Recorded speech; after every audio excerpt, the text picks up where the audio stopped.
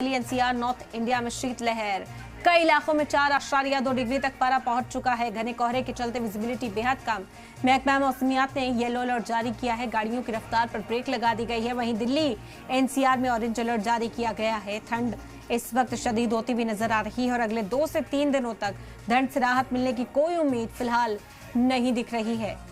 कोहरे की मोटी परत भी कई जगहों पर देखने को मिली, जिसकी वजह से ट्रैफिक भी मुतासिर होता हुआ नजर आया है। विजिबिलिटी कम है, हादसा के खतरे इस वक्त बढ़ते हुए नजर आ रहे हैं। लोगों से बेहद अलर्ट रहने की अपील की जा रही है। दिल्ली एनसीआर की बात की जाए तो 4 डिग्री तक पारा लुढ़कता हुआ नजर आया है। दिल्ली और आसपास के इलाकों में ऑरेंज अलर्ट जारी कर दिया गया है और लोगों से बेहद एहतियात बरतने की अपील की जा रही है। जरूरी काम हो तभी घरों से निकलें। बच्चे और बुजुर्गों को खुसूसी तौर पर अलर्ट रहने के लिए कहा गया है। गाड़ियों की रफ्तार पर भी ब्रेक लगता हुआ नजर आ रहा है।